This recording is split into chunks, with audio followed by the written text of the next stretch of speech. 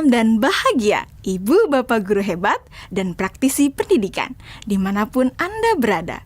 Kali ini, Ibu Bapak akan melihat contoh situasi pembelajaran di sebuah kelas tingkat sekolah dasar yang menerapkan pembelajaran berdiferensiasi. Mari kita saksikan bersama-sama.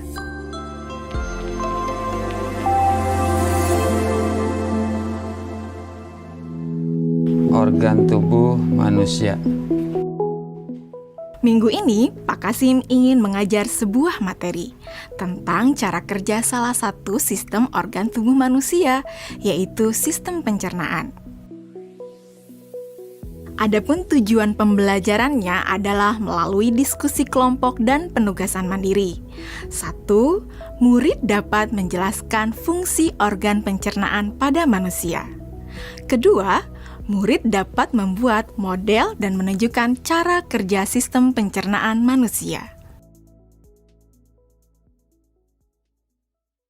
Sebelum pembelajaran dilakukan, biasanya saya akan melihat tujuan pembelajaran atau target apa yang akan saya capai pada hari itu.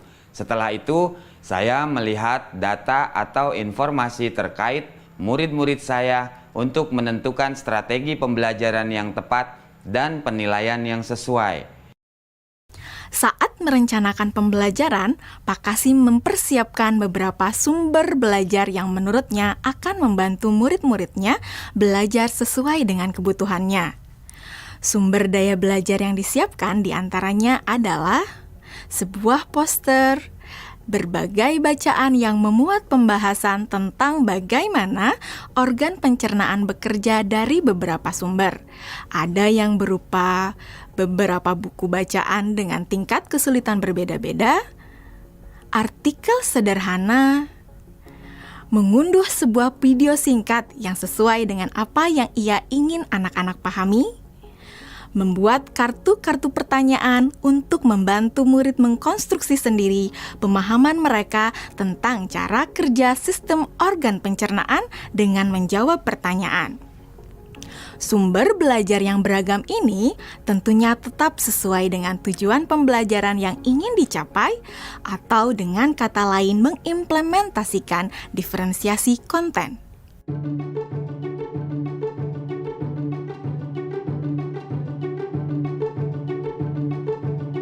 Setelah semua sumber materi yang beragam disiapkan, saya mempersiapkan daftar kegiatan lengkap dengan instruksinya. Misalnya, membaca buku atau artikel dan lain sebagainya, mengamati poster, mendiskusikannya, dan kemudian membuat ringkasan untuk menunjukkan pemahaman tentang isi poster tersebut. Menjawab kartu-kartu pertanyaan. Aktivitas-aktivitas tersebut walaupun berbeda-beda, namun semuanya bertujuan agar murid memahami cara kerja sistem pencernaan. Assalamualaikum. Bagaimana kabar kalian? Waalaikumsalam. Baik, Pak. Hari ini kita akan mempelajari tentang sistem pencernaan manusia. Saya, Pak. Di awal pembelajaran, Pak Kasim memberikan penjelasan kepada semua murid yang ada di kelasnya tentang tujuan pembelajaran dan konsep kunci yang ia ingin anak-anak kuasai. Lewat proses tanya jawab dan contoh-contoh, Pak Kasim memastikan bahwa murid-muridnya memahami apa yang dimaksud dengan sistem. Pak Kasim meminta murid-murid bekerja dalam kelompok. Untuk penugasan kali ini, Pak Kasim telah mengelompokkan murid berdasarkan tingkat kemampuan murid membaca. Hal ini karena tugas pertama yang harus dilakukan oleh setiap kelompok adalah membaca materi bacaan terlebih dulu. Teks yang dibaca tiap kelompok sesuai dengan kemampuan membaca mereka. Selama proses murid melakukan kegiatan, saya mengobservasi dan memantau pemahaman murid-murid. Saya mendatangi tiap kelompok, mengajukan pertanyaan, dan memberi pertanyaan lanjutan kepada murid-murid yang memerlukan bantuan atau perlu diberikan tantangan lebih.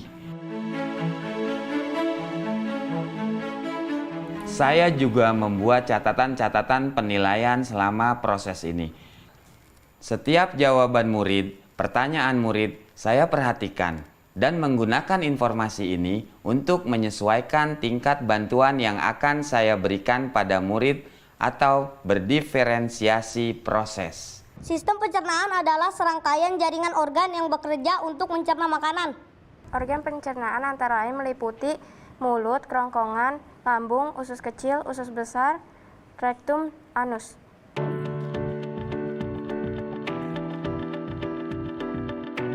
Sekarang silakan membuat model yang menunjukkan sistem kerja pencernaan manusia secara mandiri. Selama proses murid-murid membuat model sistem pencernaan, Pak Kasim berkeliling melihat pekerjaan murid untuk mengetahui sejauh mana pemahaman murid.